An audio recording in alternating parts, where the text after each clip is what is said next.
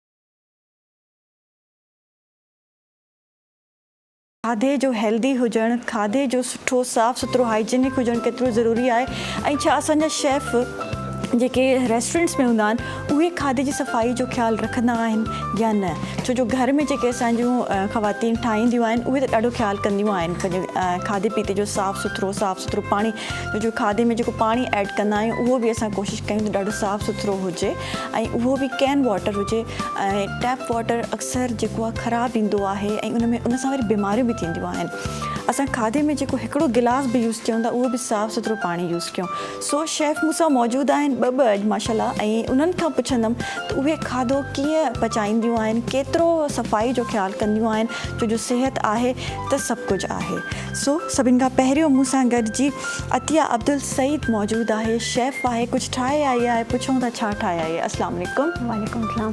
कैसी हैं आप ठीक है? अच्छा जी उन सां गॾोगॾु हिरा नवीद मूंसां गॾु आहे उहा बि शेफ़ आहे कुझु ज़बरदस्त ठाहे आई आहे कहिड़े तरीक़े सां ठाहियूं छा तरीक़ा आहिनि छा रेसिपी आहे उन्हनि खां पुछंदमि अस्सलाम वालेकुम हिरा कैसी हैं आप? अल्हम्दुलिल्लाह।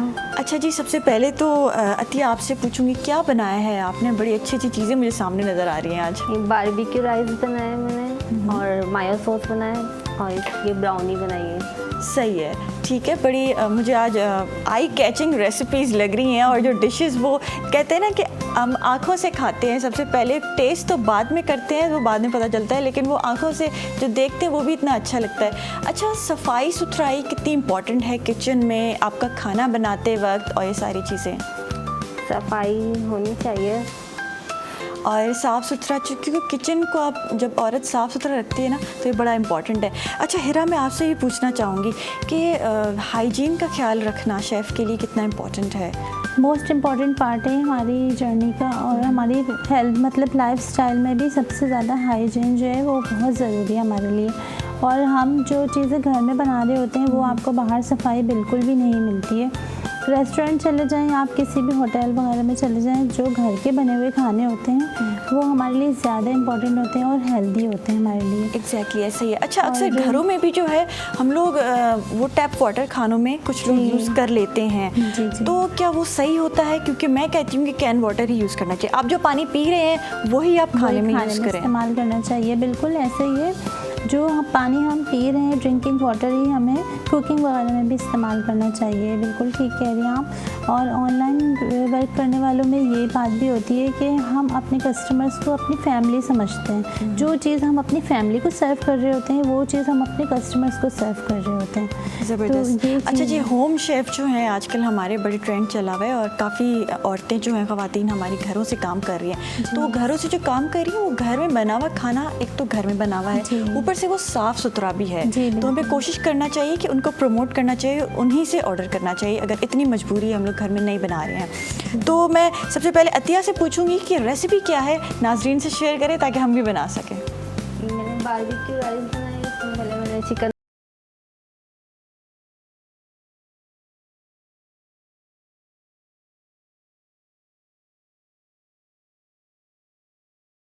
ठीक है मैं डिश बनाई है और इसमें मैंने वो ये डेजर्ट है कुछ ये ब्राउनी है ठीक है ये ब्राउनीज कैसे बनाई हैं आपने बड़ी खूबसूरत भी लग रही हैं। इसको मैंने एग में आइसिंग शुगर डाल के वनीला एसेंस डाला है और फिर फ्लावर डाल के बेकिंग पाउडर डाल और वो चॉकलेट। सही है जी, बड़ी ज़बरदस्त रेसिपीज़। अच्छा हिरा, आपने क्या बनाया है? मैंने शिकम पूरी कबाब बनाए हैं। वैसे तो ये शामी कबाब ही है एक तरह के, और शामी कबाब की हिस्ट्री में ये कि मुल्क शाम जो है वहाँ से आए गए हैं, और वहाँ से जब इंडिया लोगों ने हिजरत की तो वहाँ पर ये एक फ्यूजन बन गया और इसको शामी कबाब कहा गया। तो शामी कबाब ही असल में है ये, लेकिन इसकी थोड़ी फिलिंग अलग है, तो इसे हम शिकम पूरी कबाब कहते हैं। शिकम मीन्स के पेट कहते हैं, जैसे शिकम। तो हम इसे अपने हाथों पर स्प्रेड करके, और इसके अंदर जो ग्रीन हमारे जो ग्रीन अनियंस होती हैं, और फिर ग्रीन चिलीज़ हैं, कोरिएंडर है हमारा, मिंट लीव्स हैं, इनकी फिलिंग हमने की, और इसको फिर हमने जो है वो ब्रेड क्रम्स और एग्स लगाकर फ्राई कर लिया। और इसको हम चटनी और केचप के साथ भी सर्व कर सकते हैं। और ये कबाब जो है, ये कबाब हो या कोई भी कबाब हो, वो हम लंच में भी ले सकते हैं, ब्रेकफास्ट में भी ले सकते हैं, स्नैक्स में भी ले सकते हैं, और डिनर में भी ले सकते हैं। तो ये बहुत कबाब ऐसी चीज़ है कि आप मतलब नाश्ते में भी खा सकते हैं, और दोपहर में भी, फिर रात में भी, एनी टाइम जब आपको भूख लगे, और अगर मेहमान भी आ जाएं तो उनको भी आप चाय के साथ सर्व कर सकते हैं, फ्राई कर सकते हैं। तो ये चीज़ें बना के रखनी चाहिए हमारे ख़वातीन को। और ये शिकमपुरी कबाब कुछ डिफरेंट किस्म के कबाब हैं, और रेसिपी भी बड़े मज़ेदार है, और उम्मीद है कि खाने में भी बड़े मज़ेदार होंगे इंशाल्लाह। क्योंकि जब देखने में तो हर चीज़ बड़ी अच्छी लग रही होती है, लेकिन खाने के बाद भी अगर वो ज़बरदस्त हो तो फिर वो रेसिपी का मज़ा बड़ा दुबाला हो जाता है। तो अच्छा, अपनी जर्नी के बारे में बताएं, क्या करती हैं, किस तरीके से, क्योंकि आप बड़ा माशाल्लाह सफाई सुथराई के बारे में भी आपने बड़ा अच्छा बताया, तो उम्मीद है कि आप बड़े अच्छे तरीके से खाना वाना पकाती हैं। जी बिल्कुल, जैसे हम अपनी फैमिली के लिए सर्व करते हैं, और इसी तरीके से हम ऑर्डर वर्क भी करते हैं। और दूसरी ये चीज़ कि हमारी जो इंग्रेडिएंट्स होती हैं वो भी हमारी जो उसकी हाई क्वालिटी इंग्रेडिएंट्स हम यूज़ करते हैं। ये नहीं होता कि हमने खुले मसाले ले लिए या फिर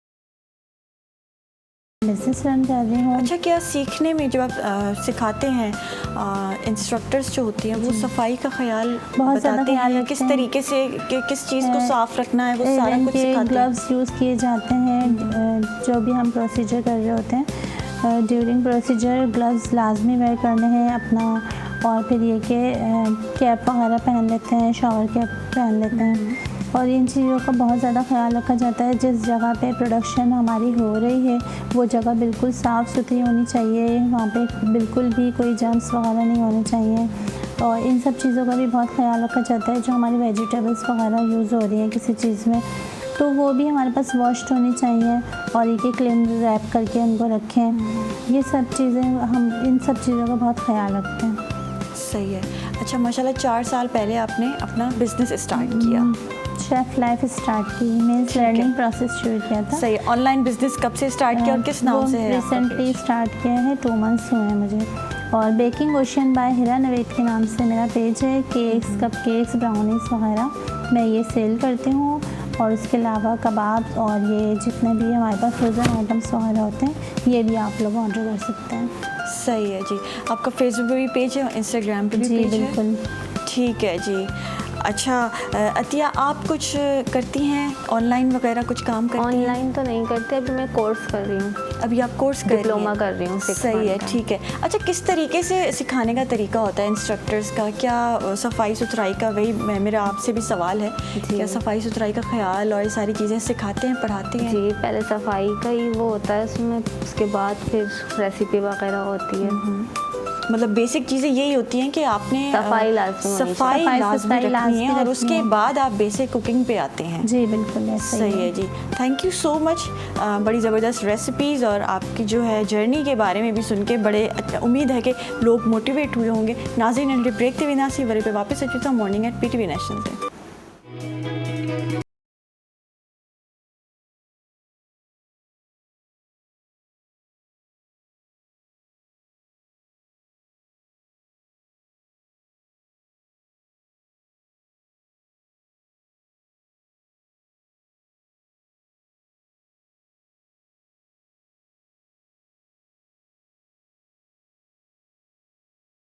वेलकम बैक नाज़रीन मॉर्निंग एंड पीटीवी नेशनल ते मां सभिनि खे वरी भली कार चऊं था ऐं इंसानियत जी मदद करणु ॾाढो ज़रूरी आहे ऐं इंसान अॼुकल्ह असांजे जेके मुल्क में माण्हू मदद कनि था उन्हनि खे मंज़र आम ते आणणु बि ॾाढो ज़रूरी आहे।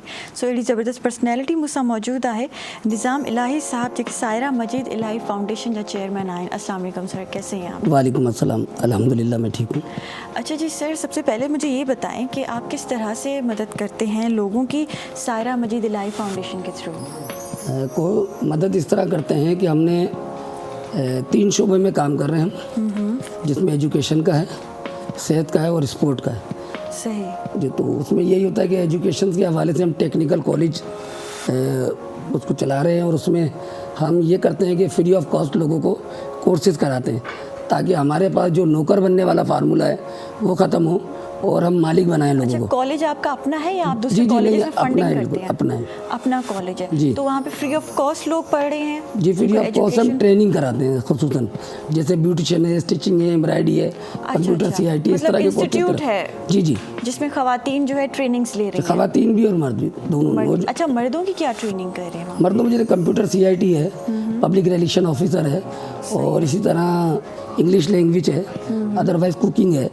तो इस तरह के बहुत सारे कोर्सेज हैं, प्लम्बरिंग है, हाउस इलेक्ट्रिशियन है, इन तमाम शोबों पर हम काम करते हैं। सारी स्किल्स सिखा रहे हैं जी। मर्दों को भी और औरतों को भी? वो जी, जी। फ्री ऑफ कॉस्ट होती जी, है? फ्री ऑफ कॉस्ट होती है। पाकिस्तान जो है हम लोग ऐसे BBS YDP से हमारा इश्तराक है, उनके साथ हम काम कर रहे हैं ताकि यही हमारा एक मकसद है कि नौकरी का मतलब होता है नौकर, तो हम नौकर नहीं, हम ये फार्मूला दे रहे हैं कि मालिक बने।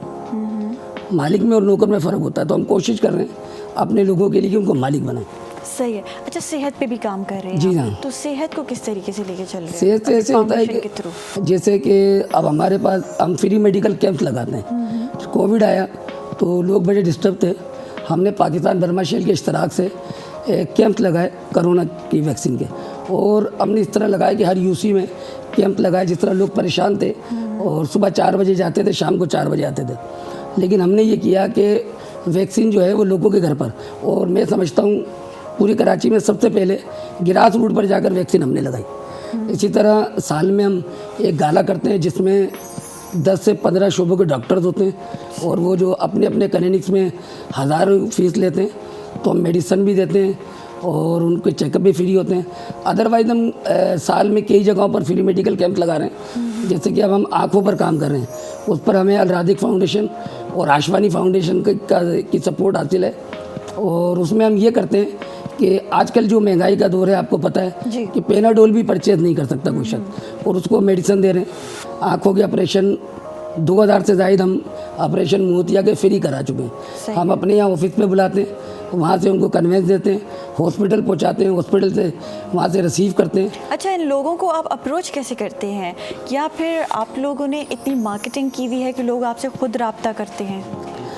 कि उसकी वजह ये है कि जब हम कैंपिंग करने जाते हैं, कैंप लगाते हैं, तो उसकी ज़ाहिर है हम लोगों तक मैसेज डिलीवर करते हैं, और जो वहाँ के जो भी ग्रास रूट के लोग हैं, जो सोशल वर्क कर रहे हैं, सियासी वर्क कर रहे हैं, उनसे रब्ता करते हैं, उनको आगाही करते हैं। आपको पता है हमारे यहाँ जो मुआशी तौर पर सूरत हाल है, इंतहाई परेशान है लोग। अगर एक शख्स वो आँखों के लिए किसी वेलफेयर के ऑफिस जाता है मजदूर, तो वो अपनी छुट्टी करेगा, और छुट्टी करेगा तो बच्चे भूखे रह जाएंगे। तो इसलिए हम उसकी दहलीज पर ले जाके उसको ये सहूलत फराहम करते हैं। सही है, ज़बरदस्त। अच्छा, तो ये बिल्कुल तमाम जो इलाज करते हैं आप गाला में और कैंप्स में, वो फ्री ऑफ कॉस्ट होते हैं? जी बिल्कुल फ्री ऑफ कॉस्ट होते हैं, किसी किस्म की कोई कोई चार्ज फॉर्म या कोई ऐसी नहीं, चीज़ ये तो बैकग्राउंड आम चेक पब्लिक करना के लिए कुछ भी मतलब नहीं? ओपन विंडो है, कोई नहीं जो आ सकता है उसके लिए, बल्कि हम तो मैसेज कहते हैं लोगों तक पहुंचाते हैं सोशल मीडिया के ज़रिए, और अपनी जो भी पम्फलेटिंग कर सकते हैं कि लोग आएँ और इससे फैज़याब हों। लास्ट टाइम 7 सितंबर को हमने 5वां अपना सीज़न किया गाला का। 1900 पेशेंट्स हमारे पास आए जिनका पूरा डेटा हमारे पास मौजूद है, शनाख्ती NIC कार्ड नंबर, और जिनकी NIC नहीं है तो एक प्रॉब्लम है, कॉन्टैक्ट नंबर, उनका रिहाइश का नंबर, तमाम चीज़ें रिकॉर्ड पर हमारे पास मौजूद होती हैं। अच्छा, कराची के अलावा और किन शहरों में आप काम? देखिए, हमारी दस्तखत नहीं है, इतनी हमारी वर्थ नहीं है, और हम लोग जो क्योंकि खुद करते हैं, अपनी पॉकेट से करते हैं, किसी किस्म का कोई फंडिंग, कोई अकाउंट हमने नहीं रखा। सही है। अपनी वालदा और वालिद को साले सवाब करने के लिए इस वर्क को लेके चल रहे हैं। कोई ऑफिस है, कोई जगह है जी, जहाँ पे ऑफिस है लोग हमारा। आके आपसे राब्ता करें? ऑफिस है, अभी भी ऑफिस पे लोग बैठे हैं, और अभी भी वो लोग वहाँ आए हुए हैं किसी को इंसुलिन चाहिए, किसी को किसी किस्म की दवा चाहिए और किसी को बिजली के बिल में हेल्प चाहिए। ये तमाम चीज़ों पर हम के इलेक्ट्रिक के ऑफिस जाते हैं। मुझे सियासी भी हिमायत हासिल है, ज़ाहिर है मैं सियासी वर्कर भी हूँ, तो मेरी पार्टी की भी सियासी हिमायत मुझे हासिल है। तो वो मेरे साथ मतलब इसमें पूरा मेरी पार्टी मेरा साथ देती है और हम लोगों के काम करते हैं। काम कराची में किस एरियाज़ में आपके जो है ऑफिसेस बने हुए हैं? नहीं, ऑफिस तो हमारा एक ही है, एक ही है, क्योंकि हम इतना ही और वो कौन से एरिया में है? महमूदाबाद, मंजूर कॉलोनी के अंदर। सही है, ठीक है। तो कैसे स्टार्ट किया ये ऑफिस, कैसे बनाया और किस तरीके से जर्नी स्टार्ट हुई आपकी, और आप कब आपने सोचा कि मुझे ये काम करना है? 2015 में प्रिंसटन यूनिवर्सिटी के एक हमारे दोस्त हैं हमीद मुगल साहब, उनसे मेरी बात हुई तो मैंने देखा कि मेरे शहर का नौजवान जो BBA कर रहा है, MBA कर रहा है, मास्टर की डिग्री हासिल है, लेकिन वो फूड पांडा पर काम कर रहा है, वो बाइकिया चला रहा है। अदरवाइज़ दीगर वालिदैन अपने पेट को काट कर, मुसीबतों को संभाल कर वो जो है ना उसको एजुकेशन दिला रहे हैं। 20-22 साल की उम्र में वो मास्टर की डिग्री हासिल कर रहा है, लेकिन उसके बाद उसके हाथ खाली हैं।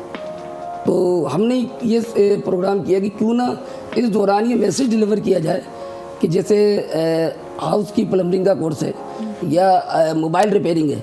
अब हमारे घर में जैसे कि गरीब इलाके भी हैं, तो अगर 3 बाइक्स हैं या 1 बाइक से 2 बाइक्स हैं, लेकिन आप देखिए मोटर मैकेनिक वाले कितने हैं, बाइक्स के मैकेनिक।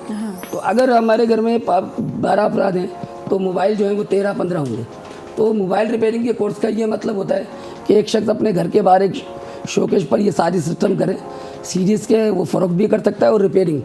तो उसके बाद वो कम से कम 2-2,5-3 हज़ार रुपये शाम को घर लेके जाता है। तो आप किसी इदारे में अगर वो काम करेगा, कहीं मुलाजमत करेगा तो 20,000 25,000, और जो उसके साथ होता है तो वो अपना काम कर कर कम से कम 50,000 से अब वो बचा लेता है। तो इस फार्मूलों के तहत मैं अपने, ज़ाहिर है मैं तो अपने लोगों का मुकदमा कहीं जाके नहीं लड़ सकता ना। मेरे शहर का नौजवान, मेरी शहर की बेटी, मेरी बहन परेशान है। तो आप यकीन करें कि 2000 से ज़ायद ब्यूटिशियन के कोर्स हमने ख़वातीन को कराए और सिंध टेक्निकल बोर्ड से उनको सर्टिफिकेट भी दिए हैं। सही है। बाकायदा जो फॉर्मेलिटीज़ हैं, एग्जामिनेशन फॉर्म है और एडमिशन फॉर्म है, तमाम जमा करने के बाद तो अब वो 2000 जो है वो उन्होंने कम से कम, मैं समझता हूँ 2015 से अब तक उन्होंने कम से कम नहीं तो 10,000 लोग हुनर याफ्ता बना दिए। अब ब्यूटिशियन का कोर्स अगर वो कहीं करने जाएंगी गरीब घर की बच्ची तो उससे 10,000 पहले मांगे जाते हैं। आपको पता है ब्यूटिशियन, आप तो खातून है कि ब्यूटिशियन का सामान बहुत महंगा है जी। तो उसके डेमो ही नहीं कर सकते। तो हम तमाम चीज़ें फ्री करते हैं क्योंकि उसमें BBS YDP की हमें सपोर्ट हासिल है, हमारा इश्तराक है उनसे।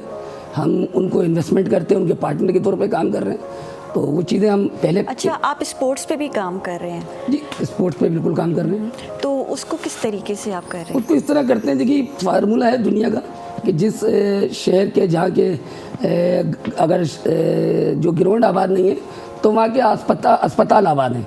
तो हमने इसी के तहत कि हमने जो है ये जैसे 23 मार्च है, 14 अगस्त है, इन इवेंट पर क्रिकेट टूर्नामेंट्स कराए नौजवानों के। उनमें अब हमारा जो नौजवान है वो मनफी चीज़ों में ज़्यादा मुलविस है। तो हम ये कोशिश कर रहे हैं कि हमारा नौजवान किसी तरह मुस्बत सरगर्मियों का हिस्सा बने। क्रिकेट में जो है वो हिस्सा ले, हॉकी, फुटबॉल के। अभी हम इंशाल्लाह ताला क्रिकेट की एकेडमी बनाने जा रहे हैं। हमारे इंटरनेशनल क्रिकेटर से जो है वो राब्ते हैं, हम बात कर रहे हैं उनसे कि वो हमें किस कदर सपोर्ट कर सकते हैं। हमें 3 दिन दे सकते हैं, 2 दिन दे सकते हैं, या निचली सतह का कोई अच्छा क्रिकेटर दे सकते हैं। तो हम इस पर भी काम कर रहे हैं। सही है, बड़ी अच्छी बात है कि आप यूथ के लिए भी कुछ कर रहे हैं। एक तो गुर्बत भी बहुत है, लेकिन उसके साथ साथ जो हमारी यूथ है उसको एक पॉजिटिव जगह पे लाना और उसको किसी स्पोर्ट्स में आगे बढ़ाना, ये भी बड़ी अच्छी चीज़ है। अच्छा, उसके अलावा हमारे यहाँ जो है लोग बड़ा बेघर भी हैं और लोगों के पास कमाने का ज़रिया तो वो तो चले ठीक है, कहीं ना कहीं कुछ मज़दूरी वगैरह कर लेते हैं, लेकिन आजकल मैं देखती हूँ काफ़ी फुटपाथ पे लोग बैठे हैं और काफ़ी जो नशा आवर चीज़ें लोग यूज़ करते हैं वो लेके जो है फुटपाथ पे लोग बैठे होते हैं। तो उनके लिए कुछ कर रहे हैं आप लोग? देखिए, इस शहर के साथ सबसे बड़ी ज़्यादती ये हुई कि हमारे शहर में दस्तरखान जो है ना वो लगा दिए गए, जबकि तमाम इदारों के पास इतने सोर्सेज हैं कि वो सही ज़रूरतमंद तक मंथली खाना पहुंचा सकते हैं, राशन दे सकते हैं। लेकिन ये इसलिए करते हैं, फैमिलीज तक भी मंथली राशन और ये सारी चीज़ें जा सकती हैं, बिल्कुल जा सकती लेकिन हैं। दस्तरखान लगा के, आप बिल्कुल सही कह रहे हैं, दस्तरखान लगा के वो जो लोग फुटपाथ से बैठे हैं वो वहीं पे खाना खा लेते हैं और वहीं पे रह लेते हैं, तो उनका कोई मतलब विजन नहीं है अब। लेकिन मैंने बताया ना आपको कि असल में दस्तरखान जो लगा रहा है उसका कोई ऑडिट नहीं है। अगर उनको कोई सपोर्ट कर रहा है, कोई पैसे दे रहे हैं, तो उसका क्या हिसाब है, कोई ऑडिट नहीं है। अगर वो उसकी जगह उन ज़रूरतमंदों को, उनके पास टीम्स हैं ना, लोग हैं, और हर जिस तबके से भी ताल्लुक़ रखते हैं, जिस मसलक से भी ताल्लुक़ रखते हैं, जो काम कर रहे हैं कराची के अंदर या दीगर, तो वो अपने लोगों के साथ जाकर काम कर सकते हैं। वो जाएं और उस जगह पर सही मुस्तहिक लोगों को वो अपने तौर से राशन फराहम करेंगे, तो मैं समझता हूँ ये राशन फराहम करें और स्किल्स दें लोगों को, स्किल्स सिखाएं जैसे आप कर रहे हैं। एक प्रॉपर जगह हो और वहाँ पे जो है लोग आएँ जो सीखना चाह रहे हैं, और जो बच्चे नई तालीम हासिल कर सकते वो तालीम हासिल करें। देखिए मसला ये है कि अभी तमाम ही ये फलाही इदारे जो हैं उन्होंने मखसूस इलाकों में ये इंस्टीट्यूट जो है बना लिए हैं, लेकिन अब मैं ये समझता हूँ कि एक शख्स की दस्तरद नहीं है। हर यूसी की सतह पर इनके पास इतने वसाइल हैं, जो बड़े इदारे हैं फलाही इदारे, उनके पास इतने वसाइल हैं कि वो हर यूसी में एक इंस्टीट्यूट बना सकते हैं जिसमें काम करें। तो फिर वो ज़ाहिर है जब हमारा नौजवान, हमारी नौजवान लड़कियां वो जब इस चीज़ से फैज़याब हो जाएंगी, वो मछली पकड़ना सीख जाएंगी, तो फिर उनको मछली देने की ज़रूरत ही नहीं। वो लोगों को जो है वो मतलब उन हेल्प कर रहे होंगे क्योंकि उनके पास होगा। अगर हम किसी को आज राशन दे देते हैं तो फिर 1 महीने बाद वो राशन मांगेगा, लेकिन हम कोशिश करते हैं कि उनको राशन ना दें, उनको राशन कमाने का, राशन हासिल करने का तरीका सिखाएं। ये हमारा फार्मूला है। ये बड़ा अच्छा विजन है। अच्छा, आप कितने टाइम से ये काम कर रहे हैं, कितने साल हो गए हैं? मुझे तकरीबन 9 साल हो गए। 2015 से इस वर्किंग का मैं हिस्सा बना, मैंने कोशिश की। कितनी 1-2 लोगों की टीम से स्टार्ट किया होगा या इंडिविजुअली स्टार्ट किया होगा, और अब माशाल्लाह कितना ग्रो किया है आप? नहीं, सबसे पहले तो मादरत के साथ मुझे नहीं पता आपके प्रोग्राम की पॉलिसी नहीं। मैं बेसिकली सियासी वर्कर था, मुझे सूझबूझ मेरी पार्टी से मिली, और सियासत का जो मकसद होता है ना वो खिदमत होता है। खिदमत है इंसान। और हमारे जो लीड कर रहे हैं वो बता रहे हैं बार बार कि भाई खिदमत करनी है, सियासत नहीं करनी। और जब बनी इसराइल के टाइम में खातून थी, वो जब एक प्यासा कुत्ता था उसको पानी का गिलास पिला दिया और वो उसकी बख्शिश का ज़रिया बन गया। तो अल्लाह ताला ये नहीं पूछेगा कि आपने कितनी नमाज़ें पढ़ी, कितना हज किया, कितने उम्रे किए, वो कहेगा मेरी मखलूक के लिए क्या किया। आप गए, मेरी मखलूक के लिए आपने क्या किया, मेरे लोगों के लिए क्या किया। अल्लाह को जवाब देना है ना। बिल्कुल। तो हमने तो लोगों के लिए काम करना है, जिस विजन से काम कर रहे हैं, और मेरी मतलब जो है पॉलिटिकल पार्टी है वो मुझे भरपूर सपोर्ट कर रही है। सही है, बहुत अच्छी बात है कि आप इंसानियत के लिए काम करें। अच्छा, आप खुद को और आगे कहाँ तक लेके जाना चाह रहे हैं और इस फाउंडेशन को? देखिए, मेरा तो एक ही एजेंडा है कि लोगों के काम आना। मैंने अभी आपको बताया ना, खिदमत करनी है, और जिस हद तक हो रहा है कोशिश कर रहे हैं। मेरे साथ दोस्त होते हैं, मेरे अजीज़ होते हैं, मेरे बच्चे होते हैं। मेरे माशाल्लाह बेटे हैं 5, जिसमें से 3 बेटे जवान हैं और शादीशुदा हैं, तो वो होते हैं मेरे साथ। और मेरे दोस्त होते हैं, मेरे अजीज़ व क़रीब होते हैं, ये सिर्फ खिदमत करते हैं लोगों की। हम अगर कोई इवेंट कर रहे हैं, अभी हमने पोलियो वर्कर के लिए एक आज़ादी प्रोग्राम इंशाल्लाह हम 7 अक्टूबर को रख रहे हैं। 9 अक्टूबर को पोलियो मुहिम शुरू हो रही है, तो हम उनको आज़ादी शीट्स दे रहे हैं, क्योंकि ये भी एक जहाद कर रहे हैं ना, पूरी कौम को आपके माजूर होने से बचा रहे हैं, जहाद कर रहे हैं, जानों का नजराना भी दे रहे हैं। तो हमारा उनसे कोई ताल्लुक़ तो नहीं है, लेकिन उनके हाथ मजबूत कर रहे हैं कि उनको इस बात का एहसास दिलाना कि आप एक अच्छा काम कर रहे हैं।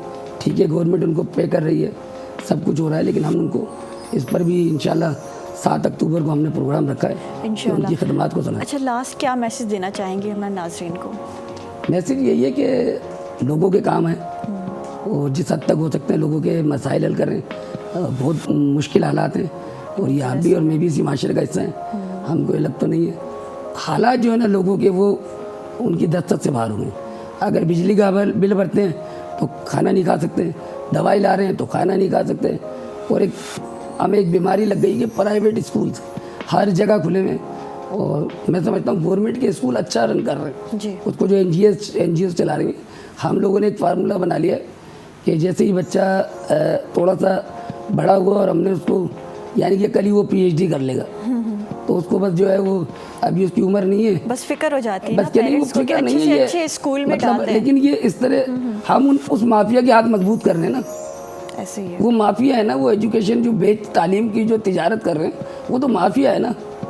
वो कहाँ गरीब लोगों के साथ ताउन कर रहे हैं? कभी आप पूछिए किसी स्कूल में, बल्कि ये तो ब्रांडेड स्कूल को तो छोड़ें, जो बिल्कुल लोकल किस्म के स्कूल हैं जिनकी टीचर जो है वो 3-3, 4-4 हज़ार, 5-5 हज़ार पे टीचिंग कर रही हैं, और वो मैट्रिक उन्होंने किया भी, बल्कि कुछ तो ऐसी है कि वो मिडल वाली जो टीचिंग कर रही है। वो एजुकेटेड भी टीचर्स नहीं होती हैं हमारे प्राइवेट स्कूल्स में। अगर छोटे छोटे स्कूल्स में जो घरों में खोले हुए हैं उन्होंने लोगों ने, तो इन पे ज़रा गौर व फिक्र करना चाहिए। और ऊपर से जो हमारे लोग हैं, हमारे गवर्नमेंट को देखना चाहिए कि ये क्या सही काम हो रहा है, क्या हमारे स्कूल सही तरीके से रन हो रहे हैं। थैंक यू सो मच, बड़ा अच्छा लगा आपसे बात करके। नाज़रीन ब्रेक ते विनासी वरे पे वापस अचूं था।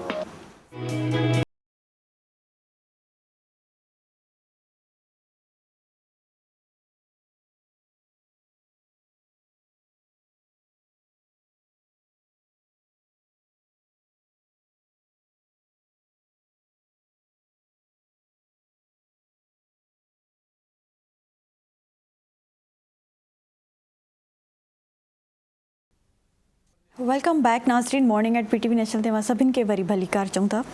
ऐं हाणे कुझु ॾींहंनि खां पोइ 28 सेप्टेम्बर ते हिकिड़ो ज़बरदस्त ॾींहुं अचण वारो आहे, छो जो अवेयरनेस ॾाढी ज़रूरी आहे, वर्ल्ड रेबीज़ डे। ऐं उन जे बारे में जेको अवेयरनेस ॾाढी ज़रूरी आहे, छो जो असां वटि काफ़ी शहरनि में स्पेशली इंटीरियर में इन जी वैक्सीनेशन नाहे हूंदी अवेलेबल, ऐं उन जे करे जो माण्हू मरी बि वेंदा आहिनि। सो डॉक्टर आहे ऐं डॉक्टर सां इन जे बारे में ई अवेयरनेस वठंदासीं, नॉलेज वठंदासीं। कंसल्टेंट फैमिली फिजिशियन आहिनि ऐं पब्लिक हेल्थ एक्सपर्ट आहिनि डॉक्टर आफ्ताब अहमद खान। अस्सलाम वालेकुम सर। जी वालेकुम सलाम। कैसे हैं आप? मैं ठीक है? अल्हम्दुलिल्लाह खैर से। अच्छा, 28 को अभी एक अवेयरनेस डे आने वाला है, रेबीज़ डे, तो इसके बारे में बताएं सबसे पहले तो। ये बहुत अच्छा आपने आज का जो मौजूद तजवीज़ किया है आपने और रखा है, क्योंकि 28 सितंबर हर साल जो है वो हम रेबीज़ का वर्ल्ड डे मनाते हैं और लोगों की अवेयरनेस के लिए हम ये कोशिश करते हैं, क्योंकि दुनिया में तकरीबन 150 ममालिक हैं जहाँ पे ये बीमारी जो है पाई जाती है, और हर साल तकरीबन 60 से 65 हज़ार लोग जो हैं वो मौत नुक़्मा अजल बन जाते हैं, सिर्फ इस वजह से कि उनको अवेयरनेस नहीं है। डॉग बाइट एक सबसे बड़ा जो है वो इसका जो वेक्टर है वो डॉग बाइट है जी। और दुनिया में और भी दूसरे जानवर हैं, जैसे मिसाल के तौर कैट्स होती हैं, बिल्लियाँ हैं, डॉग्स हैं और लोमड़ी है, और इसके अलावा और बहुत से जो चमगादड़ें जो घरों में होती हैं उनसे भी, उनके काटने से भी हो जाता है। अच्छा, बिल्ली के काटने से भी कुछ रेबीज़ वगैरह होता है? अगर बिल्ली खुदा ना खास्ता रैबिट है तो उसकी वजह से भी हो सकता है। अगर एक रैबिट, क्योंकि जोनोटिक डिजीज़ है ये, अगर ये जानवरों में फैलती है और फिर जानवरों से इंसानों में फैलती है। अगर कोई एक रैबिट जानवर किसी को काट ले, ठीक है, तो फिर वो अगर वो किसी को काट ले तो उसकी वजह से जो है वो रेबीज़ हो सकती है। अच्छा, अगर कोई भी जानवर किसी जानवर को काट ले और वही जानवर इंसान को काट ले तो फिर इंसान को भी रेबीज़ हो जी जाता है? बिल्कुल। इसलिए ज़रूरी है कि वो जानवर जिसने काटा है वो रैबिट हो। जब वो रैबिट होता है तो फिर वो अपने जो वायरस है वो ट्रांसमिट करता है दूसरे जानवर को, और अगर इंसान को काटता है तो इंसान में ट्रांसमिट करता है और फिर इंसान जो है वो इसमें मुब्तला हो जाता है। इसकी जो खुदा ना खास्ता में यही अच्छा टॉपिक है अवेयरनेस। ज़्यादातर जो है बच्चे इसमें इन्वॉल्व होते हैं, जो स्कूल गोइंग बच्चे होते हैं, 15 साल से कम बच्चे जिनको इतनी अवेयरनेस नहीं होती। और अक्सर आपने देखा होगा कि जहाँ पे बच्चों जो कुत्ते या कुत्तियाँ जो बच्चे देती है तो बच्चे उनसे मानूस होने के लिए उनको छेड़ते हैं, उनके पास जाते हैं और फिर उनको लपक के काट लेती है। ज़रूरी नहीं है कि हर काटने वाला जानवर जो है रैबिट हो, लेकिन ये अच्छा, ये पता कैसे चलता है? जी हाँ, ये पता ऐसा चलता है कि अगर खुदा ना खास्ता कोई कुत्ता है जो अपने बहुत ही नॉर्मल हालत में जो है ना भौंक रहा है और बिल्कुल सर नीचे करके और कान नीचे करके सिर्फ खामोशी से चलता चला जा रहा है, मुंह से उसके राल टपक रही है, पानी निकल रहा है, तो उससे थोड़ा अवेयर होना चाहिए कि इतना काम एंड कूल जो है अगर ये डॉग जा रहा है तो वो किसी वजह यहाँ पे हमलावर हो सकता है। तो जब आप ज़्यादातर ये स्ट्रीट पे जो डॉग्स होते हैं उन पर ज़्यादा होता है ये। वैसे आप घरों में जो आप कुत्ते पाल रहे हैं या पालतू कुत्ते होते हैं या पेट होते हैं उनको तो आप वैक्सीनेट कराते हैं, ठीक है, लेकिन जो बाहर जो सड़कों पे घूम रहे हैं, महलों में घूम रहे हैं, उनमें तो कोई वैक्सीनेशन नहीं होती है, तो उनमें ये ख़तरा ज़्यादा बढ़ जाता है। पर अगर ऐसा कुत्ता खुदा ना खास्ता वो रैबिट है, अगर वो आपको काट ले तो फ़ौरन जो है आपको इमरजेंसी जो है डिक्लेयर होनी चाहिए।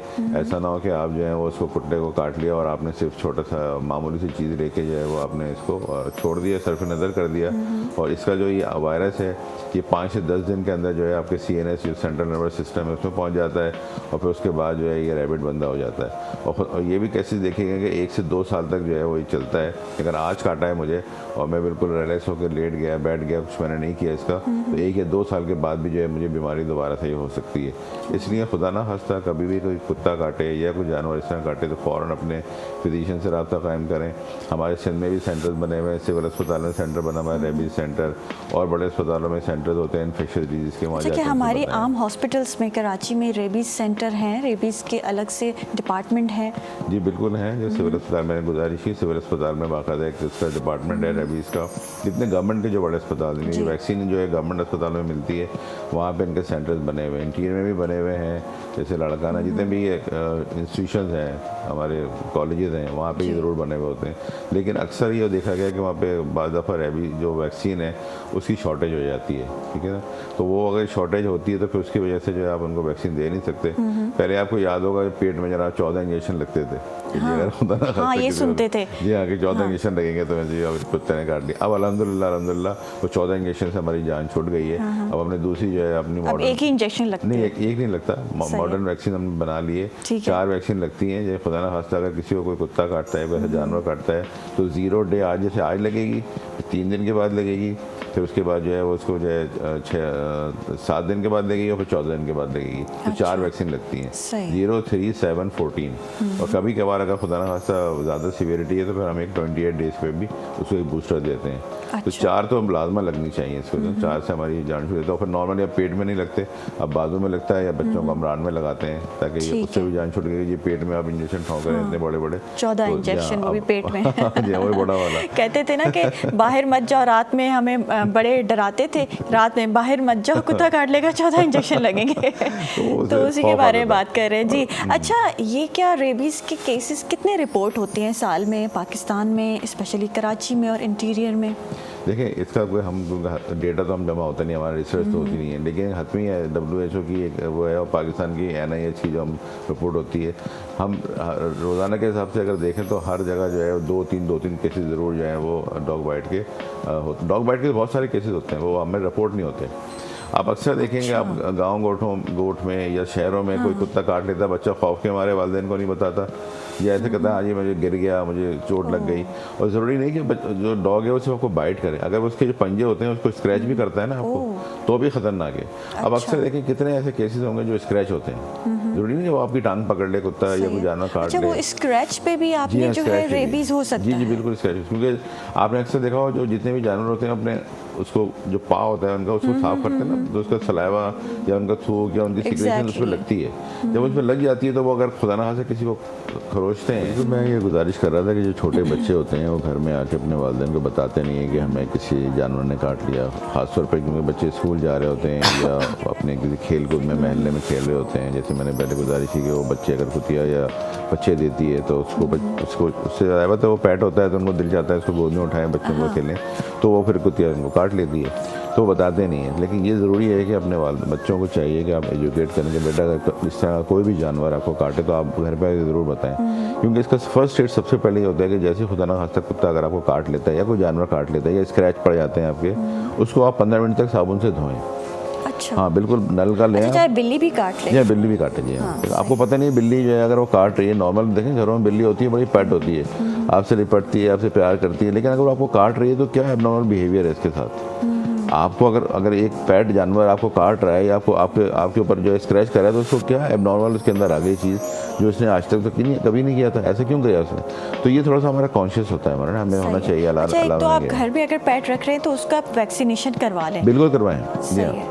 देखें, वेटनरी डॉक्टर्स के पास जाएं, उनसे बोलेंगे कि उसका पूरा स्केड्यूल होता है, कुत्तों का भी होता है और बिल्लियों का भी होता है, रेबीज़ की तो पूरा स्केड्यूल होता है हर जानवर के, जो भी आप पेट रखते हैं उनको ज़रूर करवाएं, क्योंकि अगर बिल्ली खासतौर पर हर घर में पाई जाती है। यानी कुत्ता तो ये होता है कि हम अपने घरों में अंदर नहीं लेकर आते हैं कुछ घरों में, लेकिन उसको हम बाहर ही रखते हैं, लेकिन फिर भी जाके आप उसको आप पैड कर रहे हैं, उसको पुचकार रहे हैं, उसके ऊपर कमर पे हाथ फेरे हैं, तो किसी को भी आपको काट सकता है, बच्चों को, बड़ों को, जी। तो उसको भी वैक्सीनेट करवाएं और ख़ुद भी वैक्सीनेट होगा, खुदा ना खास्ता हो। तो मैं गुजारिश कर रहा था कि अगर इस तरह का कोई अमल होता है कि कुत्ता कोई काट ले, कोई जानवर काट ले, तो 15 मिनट तक टैप अपना नल लें, नल का जो पाइप होता है उससे उसको पानी को, जख्म को अच्छी तरह साबुन से धोएं आप उसको। सही है, ये अगर आपने कर लिया तो आप 50% तो वैसे डिजीज़ को जो है वो ख़त्म कर देते हैं। सही। फिर उसके बाद फ़ौरन अपने नियर बाय डॉक्टर के पास, जैसे मैंने बताया कि इन्फेक्शन कंट्रोल के बहुत सारे डिपार्टमेंट, उनके पास जाएं। उसके बाद 2 तरह की चीज़ें होती हैं। एक हम रिग होता है जिसको हम रेबीज इम्यूनोग्लोबुलिन कहते हैं, ये आजकल नई एक चीज़ आई है, पहले भी थी, अभी अब दोबारा से आ गई है। हम ज़ख्म के चारों तरफ लगाते हैं इसको ना, ताकि जो वायरस है उसको वहीं किल किया जाए, वायरस ऊपर तक ना जाए। अगर खुदा ना खास्ता वायरस यहाँ से सरायत करके हमारे सीएनएस सिस्टम में या दिमाग पे पहुँच गया तो समझ लें फिर हमारा जो बहुत मुश्किल हो जाती है। अच्छा, वो जो कहते हैं ना कि कुत्ता अगर काट लेता है तो उसकी दिमागी हालत ख़राब हो जाती है। जी बिल्कुल, मतलब वो भी वैसे ही कुछ रिएक्ट करने लगता है जी, जानवरों बिल्कुल, की तरह। जी, तो ऐसा भी कुछ होता है, जी ऐसे बिल्कुल ऐसे पेशेंट्स होता आते हैं है। जी आपके हाँ, पास? रैबिट जो पेशेंट भी इस तरह के होते हैं और जो जानवर होता है वो भी इस तरह से होता है। क्योंकि जब आप कोई काटता है, काटने के बाद वो तो जानवर वहाँ पे मौजूद नहीं होता, जो स्ट्रे डॉग्स होते हैं वो तो भाग जाते हैं, किसी गली में चले गए, लोग उसको पत्थर मारने शुरू कर देते हैं, तो अपनी जान बचाने के लिए किसी दूसरी गली में भाग जाता है या किसी दूसरे महल्ले में चला जाता है, वहाँ तो मौजूद नहीं रहता। लेकिन जो बंदा है, अगर खुदा ना खास्ता उसने इसको रिपोर्ट नहीं किया और उसको इलाज नहीं किया, तो फिर उसके अंदर सिम्टम डेवलप होना शुरू होती हैं। मिसाल के तौर उसको बुखार हो जाता है, उसको बहुत शदीद सर में दर्द होता है, उल्टियाँ आनी शुरू हो जाती हैं, जिसम उसका वह लिथार्जिक हो जाता है, ठीक है ना। और उसके साथ साथ उसके अंदर जो है ना पानी, उसको हाइड्रोफोबिया हो जाता है। हाइड्रोफोबिया क्या कहलाता है? हाइड्रो कहते हैं पानी को, और फोबिया खौफ। पानी पीने से उसके अंदर खौफ पैदा हो जाता है। वो क्यों होता है कि हमारे जो अल्लाह ताला ने जो पानी पीने के लिए हमारी एक नाली बनाई है, वो चौक हो जाती है। जो मसल जो है इसके वो रिजिड हो जाते हैं, तो वो उसको सॉलो करने में उसको बहुत शदीद पेन होता है, बहुत दर्द होता है। जैसे वो पानी निकलता है तो शदीद दर्द होता है, उस दर्द की वजह से वो पानी नहीं पी सकता, इसलिए इसको हाइड्रोफोबिया हम कहते हैं। इस तरह जब भी कोई हमारे क्लिनिक में कोई इस तरह का मरीज़ आता है और इसको सिम्टम्स शुरू होती हैं, तो हम उसको पानी देते हैं, अच्छा पानी पियो। तो उसको इतनी प्यास लग रही होती है तो वो पानी तो हाथ में ले लेता है पीने के लिए, जैसे ही मुंह में पानी डालता है एकदम चीख के बाहर से पानी निकाल देता है। तो ये सबसे बड़ा साइन होता है कि इसको हाइड्रोफोबिया है। और इसके साथ साथ उसकी सलाइवेशन बहुत ज़्यादा होती है, बहुत ज़्यादा उसकी राल टपक रही होती है, बहुत झाग निकल रहे होते हैं, मुँह से थूक निकल रहा होता है। तो आप देखते हैं कि ये जो है इसकी कंडीशन सही नहीं है। फिर उसको हेलुसिनेशन होती है। हेलुसिनेशन क्या होती है कि उसको बहुत ज़्यादा ख्यालात आने शुरू होते हैं कि जी पता नहीं मेरे जिस्म में कीड़े चल रहे हैं, या मुझे कोई चीज़ नज़र आ रही है, या मैं कहीं से गिर जाऊंगा। तो ये हेलुसिनेशन बहुत ज़्यादा शुरू हो जाती है। दिमाग का इसमें ताल्लुक़ होता है, जो सीएनएस में वायरस जाता है तो वहाँ जाके जो है प्रॉब्लम करता है, तो उसके साथ साथ इसको ये प्रॉब्लम शुरू हो जाती है। तो इस तरह की जो कंडीशन होती है, ये समझ लें कि अगर आप इससे पहले से बचाने की ज़रूरत है। अगर इससे पहले आपने बचा लिया, जो मैंने आपको एहतियाती तदबीर बताई हैं, पहले तो आप कुत्ते से दूर रहें, कुत्ते को छेड़ें नहीं, अपने बच्चों को जो है एजुकेट करें, बड़ों को भी एजुकेट करेंगे। कुत्ते के साथ अगर खुदा न खास्ता इस तरह का कोई या कोई भी जानवर, या घरों में आजकल चमगादड़ें होती हैं बहुत ज़्यादा, वो चल रही होती हैं, नज़र आती हैं, वो काट ले, तो इसको माइनर ना लें आप, इसको फ़ौरन किसी डॉक्टर को दिखाएं, उससे पूरा मशवरा करें। अक्सर लोग स्पिरिट से साफ़ करके ख़त्म कर देंगे, स्पिरिट से साफ़ हो गया, ये ATS का इंजेक्शन लगवा लिया, ये हम सही हो गए। ऐसा नहीं करना चाहिए। बिल्लियाँ भी काटती हैं, ये मैंने आज सुना है। और अगर वो लगता है काट ले आपके तो पास भी उससे बिल्ली भी है। रेबीज होता लगता है है। आपके पास भी बिल्ली है। नहीं, मेरे पास बिल्ली नहीं है, लेकिन बिल्लियाँ सबको पसंद है। हाँ, बिल्लियाँ सबको अगर पसंद कुत्तों से डर लगता है, लेकिन बिल्लियों से तो बड़ा प्यार होता है, तो वो भी काट सकती है। मैंने जैसे गुजारिश की ना, उससे भी रेबीज हो जाती है। बिल्कुल हो जाता है। देखिए पैट जानवर जो होता है, अगर वो नॉर्मल बिहेवियर है उसका, चाहे कोई सा जानवर है, तो आपको सही है। उसका एबनॉर्मल बिहेवियर आपको थोड़ा सा अलार्म देता है कि यार ये इसने अच्छा खासा चल रहा था, इसने क्यों मेरे को झपट्टा मारा, मुझे क्यों काटा, या मुझे क्यों स्क्रैच किया इसने, ये तो अच्छा खासा पेट भी भरा हुआ, सब कुछ है इसका। हाँ, खुदा ना खासा बिल्लियाँ देखें, घर की बिल्लियाँ में बाहर जाती हैं, अगर वहाँ का किसी रैबिट जानवर के साथ वो मिलाप हो गया और उसने उसको काट लिया, वो आपके घर में आ गई, अब तो आपने उसको तो ट्रांसफ़र हो गया ना। अब आपको तो नहीं पता ये कहाँ से बिल्ली जो थी वो बाहर गई थी, क्या को हुआ। हाथ लगाने से भी क्या रेबीज हो जाता है क्या? उनके जो बाल हैं वो अगर आपके सोफ़ों पे या घर पे रह जाएं तो क्या उससे भी, और वो अगर आपके सांस में या किसी तरीके से चले जाते हैं, या बच्चे जैसे घर पे क्रॉलिंग भी कर रहे होते हैं, तो क्या उससे भी रेबीज़ या कुछ ऐसा होता है? देखिए ज़्यादातर जो होता है वो उसके जो सीक्रेशन होती है ना, जैसे बिल्ली है, उसका सलाइवा है, मुँह है, वो चाट रही है, आपने उसको बिल्ली की ज़बान उसने आपको लिक किया। अक्सर होता है बिल्ली चाटना भी शुरू कर देती है, आपका हाथ चाट रही है, आपको आप प्यार कर रहे हैं तो वो भी आपको प्यार कर रही है। इसी तरह कुत्ता होता है, वो आपको लिक कर रहा होता है। तो जो उसका सलाइवा है वो अगर आपके ज़ख्म पे लग गया, या आपकी स्किन को कटी हुई स्किन थी कुछ थी, तो सलाइवा ट्रांसफ़र हो गया आपका।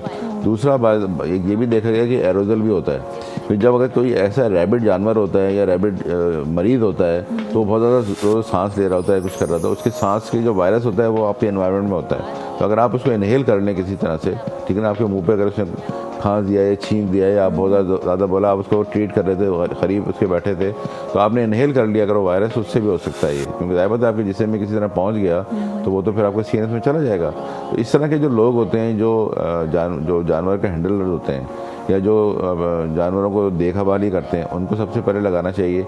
या जो ट्रैवलर्स हैं, जैसे मैं अगर यहाँ मैं पाकिस्तान से किसी ऐसे एरिया में जा रहा हूँ जहाँ पे रेबीज़ बहुत ज़्यादा पाई जाती है, जैसे अफ्रीकन कंट्री में बहुत ज़्यादा पाई जाती है, और उन जैसे कुछ जो हमारे ममालिक हैं वहाँ पे कुत्ते को एक बड़ा मजहबी वो तस्वर किया जाता है कि मजहबी कोई एक चीज़ है, तो वो उसको कभी ना मारते हैं ना उसको कभी भगाते हैं, अपने घरों में रखते हैं।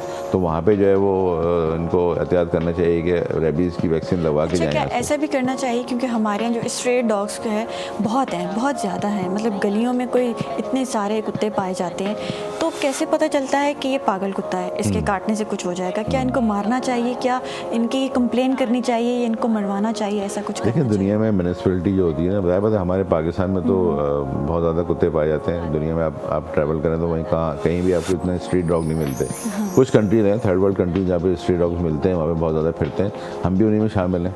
तो वहाँ पे उसमें ये होता है कि उन जगहों पे जहाँ पे कुत्ते बहुत फिर रहे होते हैं, उनको बाकायदा म्यूनिसिपलिटी का ही काम होता है, जब बल्दिया का ही काम होता है कि उनको पकड़ के जो है वो उनको लेके जाएँ, स्ट्रीट से हटाएँ उनको, और या तो उनको एक्सपोर्ट कर दें, जो लोग उनका गोश्त पसंद करते हैं उनको खिला दें, या फिर उसको जो है वो आप मारें, तलब करें। दायवत फिर वरना वो एनिमल राइट्स का मसला शुरू हो जाता है, वो कैंपेन शुरू हो जाती है, जी एनिमल्स को मार रहे हैं। आप एनिमल बंदे को मार दे तो कोई मसला नहीं है, अब आप एनिमल को मारें तो अगर एनिमल को मारे तो उसे बड़े मसले एनिमल हो राइट्स जाते की हैं। मसले शुरू हो जाते हैं जनाब, वो कैंपेन शुरू हो जाती है।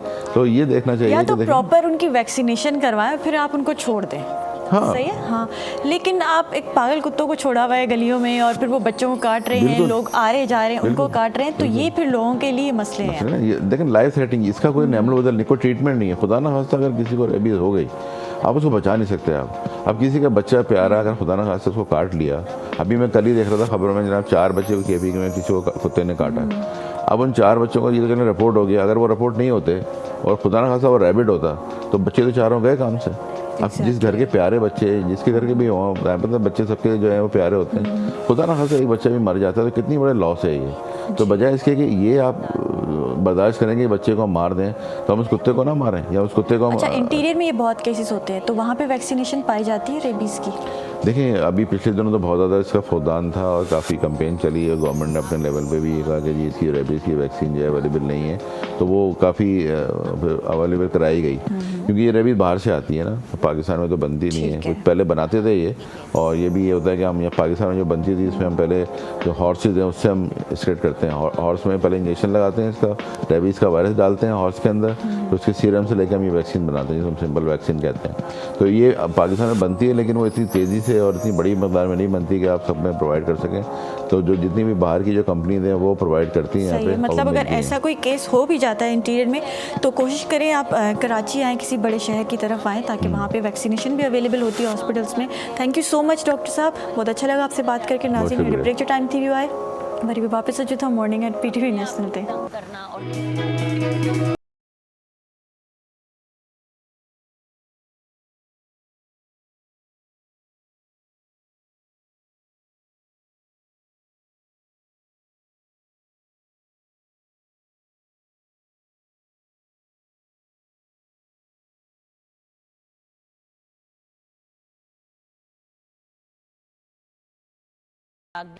वेलकम बैक नाज़रीन, मॉर्निंग एट PTV नेशनल ते सभिनि खे वरी भली कार चऊं था। ऐं उहे ख़वातीन असांजी ज़िंदगी में, असांजे माशरे में जेके महिनत करे ऐं किथे ज़ीरो खां कंहिं सुठे हुन ते पहुतियूं आहिनि, कंहिं सुठे स्टेटस ते पहुतियूं आहिनि, सो अहिड़ियुनि ख़वातीन सां बि अवां ज़रूरु असांजी मुलाक़ात कराईंदा आहियूं। ऐं ज़बरदस्त मॉडल मूं सां गॾु मौजूदु आहे, इवेंट ऑर्गेनाइज़र भी आहे सना ख़ान। अस्सलाम वालेकुम सना, कैसी हैं वालेकुम आप? अस्सलाम। ठीक ठीक है? ठाक, आप कैसी हैं? अल्हम्दुलिल्लाह ठीक ठाक। अच्छा, मैंने जैसे अभी बात की कि एक जर्नी होती है इंसान की, स्ट्रगल करता है और फिर जो उसकी ख्वाहिशात होती हैं उनको पूरा करने की कोशिश Right. करता है। तो आपकी जर्नी कैसी रही है? वेरी टफ, बहुत ज़्यादा स्ट्रगल करना पड़ता है, ये स्टेप बाय स्टेप आगे जाता है बंदा। तो मैंने बहुत ज़्यादा स्ट्रगल किया एंड मेरी हॉबीज़ भी थी कि मैं कुछ इवेंट ऑर्गेनाइज़र ही बनूँ। वो इसलिए कि बहुत अच्छा उसमें प्लान करना पड़ता है, बहुत अच्छा आपको डेकोरेट करना पड़ता है, तो आपको जो है ना एक मज़ा आता है उसके साथ खेलने में। जैसे एक मेकअप आर्टिस्ट खेल रही होती है मेकअप के साथ, डिज़ाइन कर रही होती है, इस तरह मुझे ऑर्गेनाइज जो इस तरह का इवेंट था ना उसको ऑर्गेनाइज करने में बहुत मज़ा आता था। बेसिकली मैं मॉडल भी हूँ, तो मॉडलिंग भी करती हूँ, लेकिन शॉर्ट बहुत कम मॉडलिंग करती हूँ। ज़्यादातर जो मेरा रुझान है वो इवेंट ऑर्गेनाइज़र पे ही है। अच्छा, शुरुआत कैसे हुई आपकी? क्या पढ़ा, क्या तालीम हासिल की और उसके तालीम बाद मैंने- कैसे कोई मौका मिला या फिर शौक था, कहीं अप्रोच किया किसी को? पहले मैं मैट्रिक किया, फिर ज़्यादा मुझे था नहीं कि पढ़ाई की तरफ मेरा ज़्यादा रुझान नहीं था। मैं ज़्यादा मेरा माइंड था कि मैं कुछ कर लूँ। तो फिर सबने मुझे समझाया कि देखिए जब तक एजुकेशन नहीं होगी आगे आपका जो है ना ऐसे ही है। कामयाबी हासिल मुश्किल है, हाँ। क्योंकि आगे जो ज़्यादा डिमांड है वो एजुकेशन की है। बिल्कुल ऐसे तो फिर इसको मैंने माइंड में डाला। होता है ना कि कुछ लोगों को नहीं शौक होता पढ़ने का, कुछ लोगों को होता है, तो उसमें थोड़ा सा मैं भी थी। सना कैसी थी पढ़ने में? अच्छी थोड़ी सी थी वीक या थी मैं। एवरेज थी? एवरेज बस लेवल था कि ज़्यादा हाई फाई भी नहीं शौक था मुझे। हाँ। नॉर्मली था कि चले पढ़ लिया मतलब तो ये पढ़ था लिया। कि डिग्री मिल जाए, बस पढ़ लूँ। बस हाँ। ये चीज़ थी। तो मैंने हासिल किया अल्हम्दुलिल्लाह, इंटर किया मैंने। फिर इसी तरह से जो है ना वहाँ से भी कुछ सीखा पढ़ाई से कि भाई आप साइंस में कुछ पढ़ते हैं तो आपको नॉलेज होती है कि इन फ्यूचर आपने क्या करना है, क्या प्लान है। तो वहीं से मेरा प्लान स्टार्ट हो गया कि मैंने कुछ अचीव करना। तो बहुत जल्दी मैं इस फील्ड में आई, और इस फील्ड में लाने वाला मेरा फ्रेंड है, दोस्त है, बहुत प्यारा सा और प्यारी सी भी। दोनों का ही इसमें क्रेडिट जाता है। तो उन्होंने मुझे इस फील्ड का रास्ता दिखाया। फर्स्ट टाइम मैं मॉडलिंग में ही आई थी। अच्छा, मॉडलिंग से स्टार्ट किया। मॉडलिंग से सही है। मॉडलिंग से स्टार्ट किया। अच्छा, बहुत मॉडलिंग में जैसे फर्स्ट आपने कोई शो किया होगा, कोई शूट किया मैंने होगा? नहीं किया था शो, मुझे हायर किया गया था सही अपने है। शो के लिए। ठीक है। तो वहाँ पे मुझे कैसा एक्सपीरियंस था? फर्स्ट टाइम मैंने फर्स्ट किया टाइम था। पब्लिक को फेस करना जी और जी सारी जी जी चीज़ें मुझे कोई नॉलेज नहीं थी, कोई नो हाउ नहीं थी। फर्स्ट टाइम इतनी पब्लिक, इतने क्राउड में मैंने रैम वॉक की। मैंने उसमें स्टार्ट डायरेक्टली किया था। ये नहीं था कि कोई मैंने प्रैक्टिस की हो या कोई रिहर्सल की हो या कोई ऑडिशन दिया हो। डायरेक्टली मैं उस प्रोग्राम में गई। उन्होंने कहा आप मॉडलिंग करेंगी। मैं सोचने में पड़ गई कि आपने मुझे एकदम से ऑफ़र कर दी कि मॉडलिंग कर लें। मैं एज अ गेस्ट ही आई थी वहाँ पर भी। तो उन्होंने कहा नहीं आप जो है ना कर लें, आप जो है ना कॉन्फिडेंस लग रहा है आप में, आप कर लें। मैंने कहा मैं फ़र्स्ट टाइम इतने क्राउड में कैसे जाऊँगी। तो उन्होंने कहा नहीं नहीं आप हिम्मत करें, चलिए। उन्होंने ड्रेसेस वगैरह भी दिखाए। तो मेरे लिए बेस्ट लक ये था कि मेरा अपना बहुत प्यारा सा ड्रेस था, वो मैंने न्यू ही अवेल किया था। तो उन्होंने जब मुझे ऑफ़र की तो मैंने कहा अच्छा नहीं मैं फिर अपने ड्रेस में करूँगी। फिर मैं घर से मैं गई, अब मैंने अपना ड्रेस अवेल वो वहाँ से लिया और फिर सीधा मेकअप रूम में गई। वो पूरा ड्रेस मेरा सबको जितने भी डिज़ाइनर थे उन सबसे हटके था।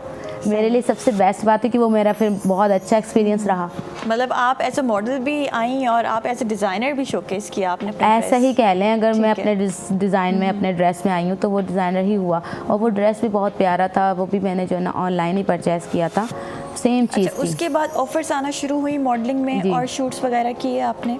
फर्स्ट टाइम जो मैंने मॉडलिंग की थी ना वो माशाल्लाह अल्हम्दुलिल्लाह इतनी अच्छी थी कि उसी में ही मुझे अवार्ड भी मिला फर्स्ट रैम वॉक पे। तो मेरे लिए तो अचीवमेंट थी कि मैंने बहुत जल्दी एक चीज़ अचीव की और बिना कोई वो क्या नाम रिहर्सल किए, बिना कोई नो हाउ किए, डायरेक्टली। तो बहुत खुशी हुई उस टाइम। फिर उससे मुझे कॉन्फिडेंस और मेरा लेवल बढ़ा कि नहीं अब अगर मुझे कुछ आया तो मैं उसको एक्सेप्ट करूँगी।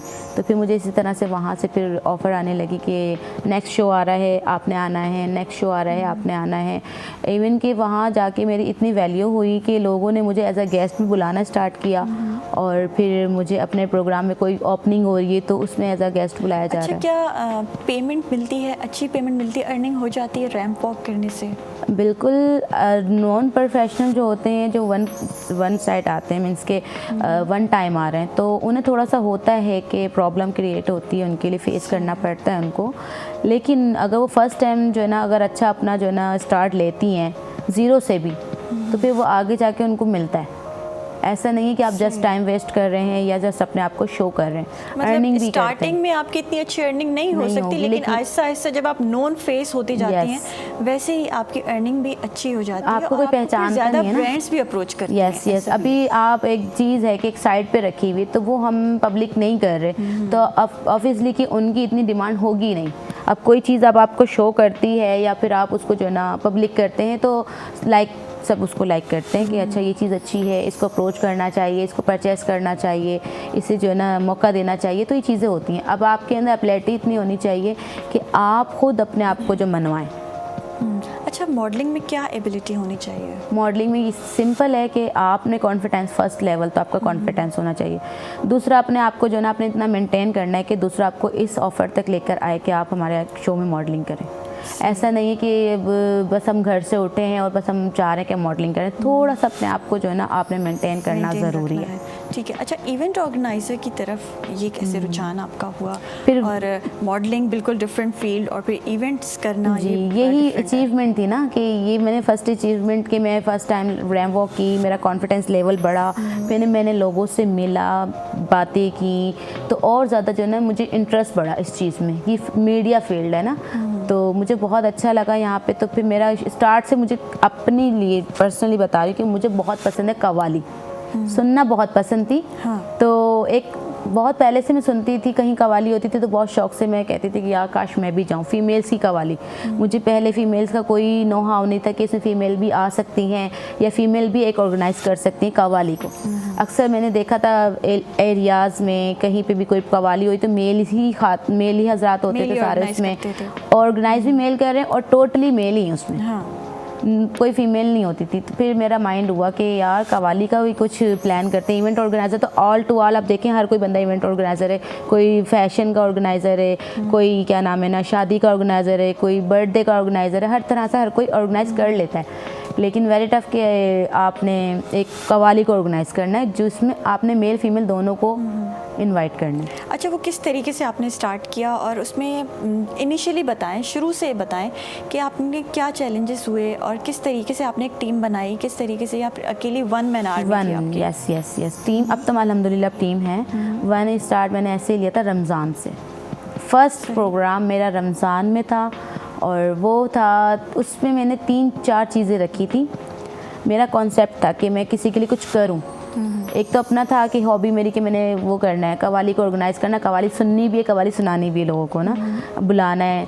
तो एक मेरा था कि मुस्तहिक लोगों के लिए कुछ करना है। तो मैंने जो अपने प्रोग्राम में ऑर्गेनाइज़ किया वो इस तरह से किया कि हमने अपने प्रोग्राम में कुछ मुस्तहिक को बुलाया था। जो हमने डिस्ट्रीब्यूट करना था वो उनको हमने सेपरेट में वहाँ पे प्रोग्राम में किया। और सेकंड हमने जो किया था छोटे बच्चों की रोज़ा खुशाई। ये बहुत टफ चैलेंज था मेरे लिए। मुझे कहा था कि क्या क्या आप कर सकती हैं। मैंने कहा मैं बहुत कुछ कर सकती हूँ, बस आप लोग की दुआ मतलब होनी चाहिए। आपको किसी ने चैलेंज कर दिया। तो उन्होंने कहा कि आप तो कुछ बस अभी भी आई हैं, आप क्या करेंगी। मैं एक मेरी पोस्ट बन रही थी, मुझे बहुत हर्ट किया उन्होंने ना कि एक पोस्ट बन रही थी मेरी, उसमें था सिंपल, उन्होंने एज अ गेस्ट बुलाया ना। तो फिर मैंने कहा नहीं, मैं एज अ गेस्ट नहीं आऊँगी, आप जब तक मेरा पूरा नाम इस पर मेंशन नहीं करेंगे। तो आप पूरा नाम इस पर मेंशन करें, सना खान इवेंट ऑर्गेनाइज़र। तो साथ में मेरे एक और लेडी बैठी थी, वो प्रोफेशनल हैं, ओल्ड हैं। तो उन्होंने मुझे कहा कि किस तरह की तुम इवेंट ऑर्गेनाइज़र हो, अभी 2-3 प्रोग्राम की तो क्या तुम इवेंट ऑर्गेनाइज़र बन गई, इस तरह तो नहीं होता, इसका पोस्ट में नाम सिंपल आना चाहिए। मैंने कहा नहीं, फिर मैं आऊँगी नहीं। सही है। तो वो जो जिन्होंने मुझे इनवाइट किया था उन्होंने अल्हम्दुलिल्लाह मुझे इवेंट ऑर्गेनाइज़र से ही इनवाइट किया, तो मैं गई।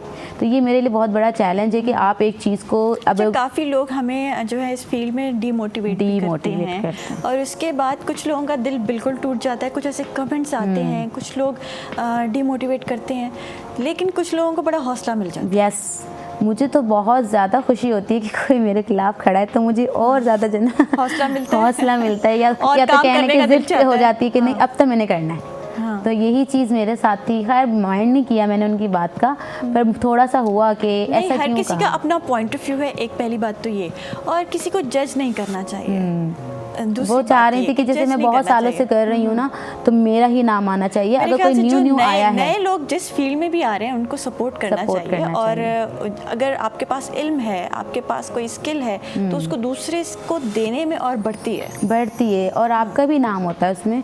आपको भी जो है ना अप्रिशिएट किया जाता है कि मुझे लाने वाला, मुझे आगे बढ़ाने वाला, इसका भी हाथ है, इसे भी क्रेडिट जाता है। मेरे सपोर्ट में ये भी थे, ना कि आप उनके खिलाफ खड़े हो। तो अब इस तरह से बातें करेंगे तो ऑफ कोर्स कि यार कोई यही बोलेगा कि यार वो मेरे बारे में अच्छा नहीं बोलते। अच्छा, लेकिन मेरा जो इस प्रोग्राम में एक्सपीरियंस हुआ है ना, मेरे दुश्मन कम है और मेरे हमदर्द ज़्यादा है।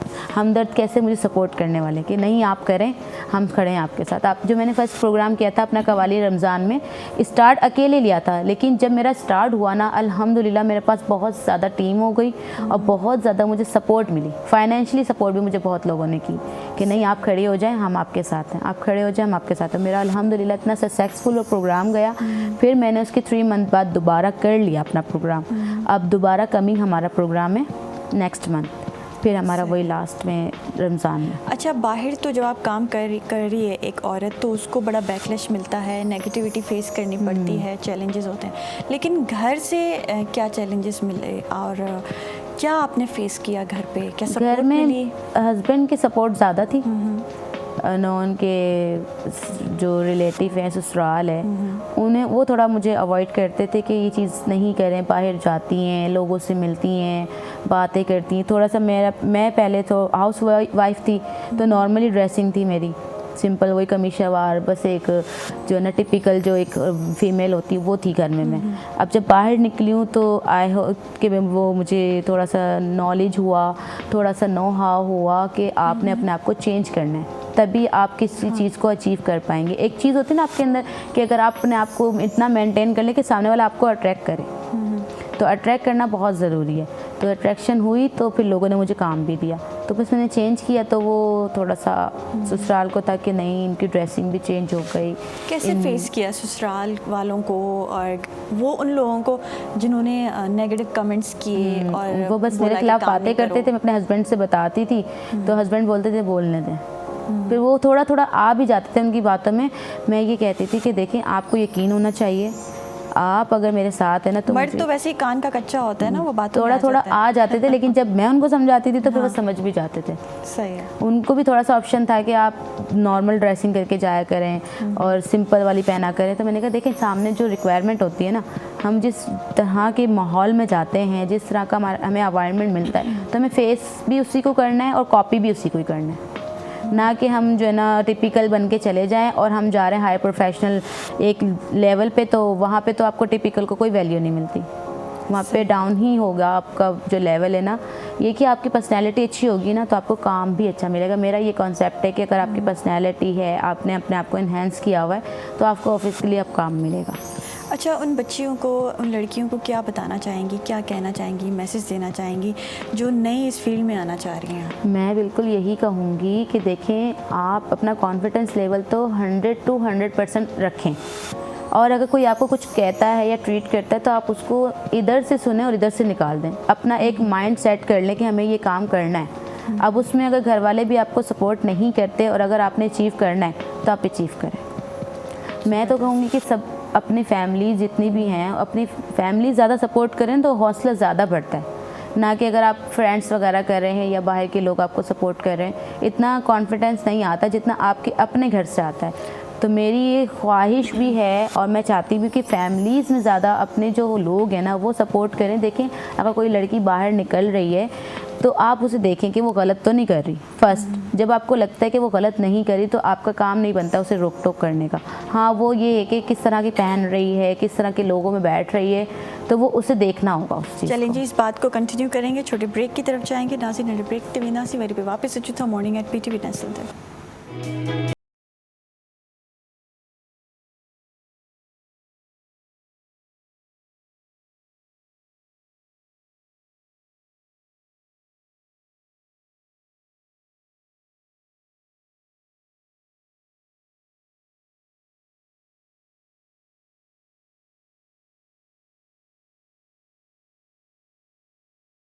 बैक नाज़रीन मॉर्निंग एट PTV नेशनल ते सभिनि खे वरी भली कार चऊं था। ऐं सना ख़ान मूंसां मौजूदु आहे ऐं काफ़ी ख़वातीन जेके अहिड़ी फील्ड्स में आहिनि जेके मेल डोमिनेटिंग फील्ड्स कहलायूं वेंदियूं आहिनि, चयो वेंदो आहे उन्हनि खे। सो सना बि अहिड़ो कमु करे रही आहे, इवेंट ऑर्गेनाइज़ करे रही आहे ऐं इन में ज़्यादातर जेको आहे मर्द हज़रात खे ई कमु कंदे ॾिठो आहे। ऐं उन में अगरि माई पाण खे कीअं मञराए ऐं छा उनखे डिफ़िकल्टीज़ ईंदियूं उन पुछूं था। जी सना, इवेंट ऑर्गेनाइज़ ये जो सारा काम होता है इसमें मर्द हजरात का ज़्यादा काम है। एक एक बंदा जो है छोटे काम से लेके बड़े काम तक मर्द हजरात होते हैं, काम करते हैं वहाँ इवन उस जगह पे भी, तो कैसे मैनेज करती हैं एक खातून का फिर इस फील्ड में ख़ुद को मनवाना? क्या मुश्किल है? बहुत मुश्किल है, लेकिन नामुमकिन भी नहीं है। मुश्किल ज़रूर है, मुश्किल तो देखें हर चीज़ में आती है, मुश्किल आती है तो आपके लिए जो है ना चैलेंज होता है कि आप इस चीज़ को करें। तो मेरे साथ तो यही मुश्किल है कि वही आपकी बात के हर चीज़ में मेल ही होते हैं, फीमेल्स बहुत कम होती है। मुझे फेस भी मेल को ही करना पड़ता है क्योंकि टोटली मेल ही हैं। तो मुझे जो एक एक चीज़ अपनी हायर करनी है, एक एक चीज़ अपनी चीज़ देखनी है, वो सब मेल से ही करनी है। मेरी टीम में भी मेल ज़्यादा हैं और मैंने जो इन्वाइट करना है वो भी मेल ज़्यादा हैं, और जो मेरे डिज़ाइनर होते हैं, कवाली के प्रोग्राम करते हैं उसमें ज़्यादातर मेल मेल्स ही हैं। मेल्स ही हैं, मेल ही कवाल करते हैं, तो मैं उन्हीं को ही हायर करती हूँ। टोटली मुझे मेल से ही करना पड़ता है। मेरी टीम में फीमेल नहीं है। टीम मीन्स के टोटली जो इवेंट है ना उसमें फीमेल नहीं है। मुश्किल होता है एक औरत के लिए ऐसी फील्ड में रहना, ऐसी फील्ड में खुद को मनवाना जिसमें ज़्यादातर मेल्स हों। बहुत मुश्किल इसलिए है कि एक तो उनका जो है ना नेगेटिव माइंड सबसे पहले उसको फेस करना पड़ता है। हर चीज़ नेगेटिव माइंड, नेगेटिव नज़र, सबसे पहले तो उनकी यही चीज़ आती है। लेकिन आप अपने आप को इतना कॉन्फिडेंस रखें कि सामने वाला आपको नज़र उठा के भी ना देखे। अगर वो देख भी रहा है तो आपने उसकी नज़रें नहीं मिलानी। मीन्स कि जैसे आपने अगर उसने आपको हेलो किया तो आपने हाय नहीं करना, आपने सिंपल वहीं तक ही रहना है।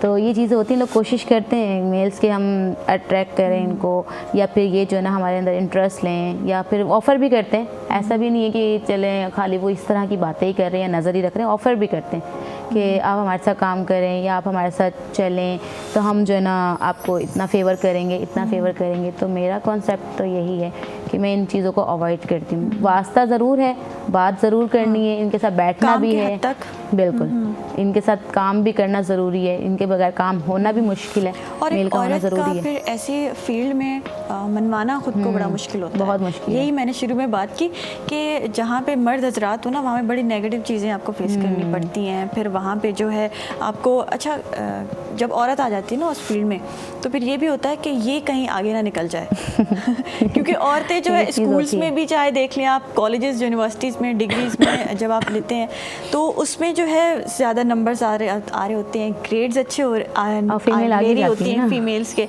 तो ऐसे ही होता है फिर जब फील्ड में आती हैं या इवन कॉर्पोरेट में या ऐसी फील्ड में वो फिर मेल से वो डोमिनेशन औरत की ना बर्दाश्त नहीं होती। बिल्कुल ऐसे ही है। मुझे तो लेकिन अभी बड़ा मज़ा आता है। अब इस तरह की कोई नज़र भी आती है ना तो मैं कहती चलें खैर है खुश होते रहे आप, आपके हाथ तो आने वाले हैं नहीं। ये कि आप ट्राई करते रहें। इन चीज़ों को फेस करना इसलिए ज़रूरी है कि हमें इनके साथ काम करना है। अगर हम इनको अवॉइड करें या फिर जो है ना इग्नोर करें तो फिर हमारा काम करना भी मुश्किल है। ये कि आप लिमिट में रहें, अपना काम करते जाएं, कोई आपको कोई प्रॉब्लम नहीं होगी, कोई मुश्किल नहीं होगी। तो यही सीन मेरे साथ भी है कि मैं करती हूँ सबके साथ काम अल्हम्दुलिल्लाह। अच्छा, आपके इवेंट ऑर्गेनाइजिंग में क्या मेन एलिमेंट होता है जिससे वो इवेंट खूबसूरत लगना चाहिए, अट्रैक्टिव? सबसे पहले हमारा जो डेकोरेशन है बहुत ज़बरदस्त वो होता है। लाइटिंग और जो सेटिंग एरिया है हमारा वो बहुत प्यारा सा करते हैं हम ताकि लोगों को बैठने में मज़ा आए। मज़ा के देखें, सिंपल एक कारपेट भी है और सिंपल एक सोफ़ा भी है। अब आपको देखने की कंफर्टेबल लोग किस चीज़ में हो रहे हैं, तो इस तरह से हमने एक चीज़ करनी होती है। अच्छा, कितने घंटे और कितना, क्या पूरा दिन लगता है या 2 दिन लगते हैं? कितना टाइम पहले आप करने में स्टार्ट करती हैं? स्टार्ट करने में तो हमें 1 मंथ हो जाता है। 1 मंथ से तैयारी शुरू होती है हमारी। 1 मंथ से पहले हम कर ही नहीं सकते। और लास्ट जो हमारा जो होता है, जिस दिन इवेंट होता है उस दिन फुल डे, इवेंट के 2 डेज़ भी लग जाते हैं डेकोरेशन में। डेकोरेशन में 2 दिन लग जाते हैं। और फिर हमारा जो कवाल है हमें उसे चूज़ करना है कि हमारा कवाल कौन सा आना चाहिए जो हमारी ऑडियंस को जो है ना इंटरटेन करे। तो हम बहुत अच्छा कवाल चूज़ करते हैं। दैन ऑडियंस हमारे लिए बहुत मायने रखती है कि अच्छी ऑडियंस आएगी तो हमारा प्रोग्राम बहुत अच्छा होगा।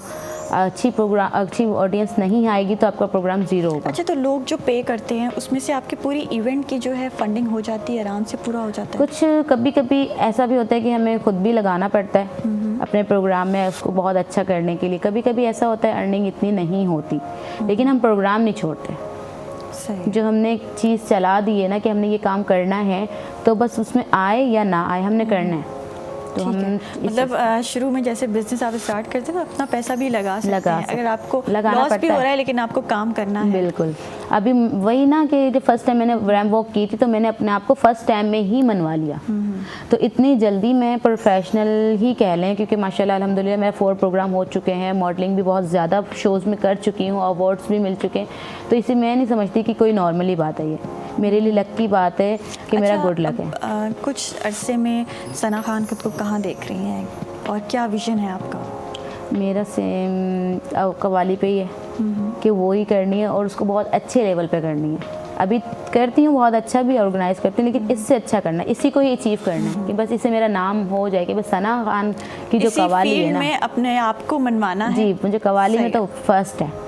ठीक और है ऑल जी। ओवर मैं इवेंट ऑर्गेनाइज कर सकती हूँ, जैसे कोई इवेंट शादी का हो गया, मेहंदी का हो गया, बर्थडे का हो गया, वो भी आपके ऑर्गेनाइज फ्यूचर कर प्लान्स सकती हैं। हूँ। जी ठीक है जी, thank you so much, Thank it you, was thank nice you so talking much, to you. आपका भी। नाज़रीन, असांजे प्रोग्राम जो टाइम बिल्कुलु ख़त्म थी वियो आहे।